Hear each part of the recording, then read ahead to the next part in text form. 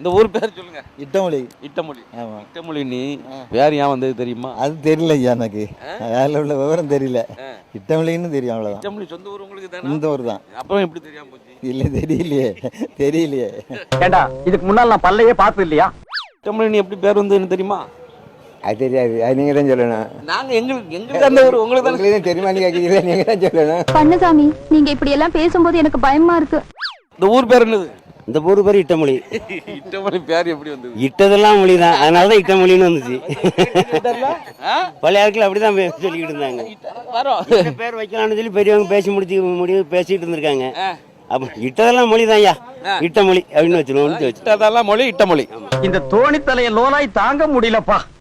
கொடுத்த உறுதிமொழிகளை காப்பாற்றுவாங்க. இட்ட மொழிகளை அதாவது கொடுத்த உறுதிமொழிகளை காப்பாற்றுவாங்க. அதனால தான் இட்டமொழி. இது என்ன எல்லா ஊர்லயும் தான் காப்பாத்துவாங்க. நீங்க இந்த ஊர் பெருமையா இருக்கியா? ஆஹா, என்ன அடக்கம், என்ன அறிவு. நீங்க எங்கேயோ இருக்க வேண்டியவரு. இந்த ஊர் பேர் இட்டமொழி. இட்டமொழி. இந்த ஊர் பேர் எப்படி வந்தது?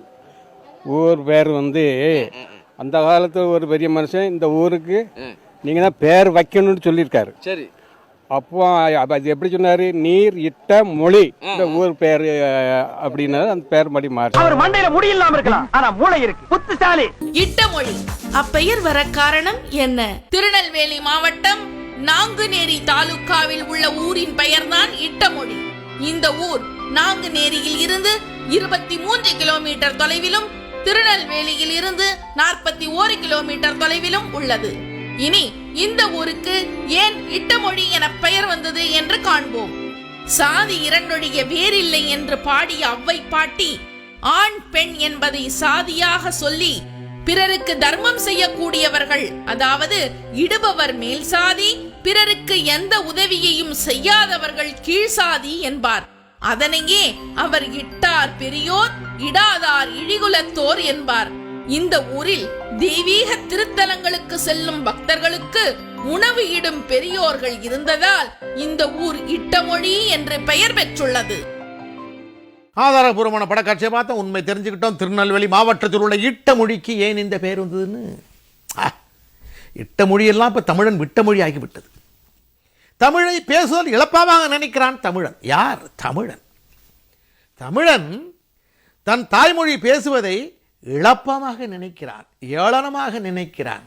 அன்பு பொங்க பொங்கல் கிடும் தமிழ்நாடு தொலைந்ததையா, ஆங்கிலேயன் கேக்கு வெட்டும் பண்பாடு வந்ததையா, புன்னாகி தமிழஞ்சம் புலம்புதையா, புயல் காற்று தமிழ் மண்ணில் அடிக்குதையா, புயல் காற்று தமிழ் மண்ணில் அடிக்குதையா.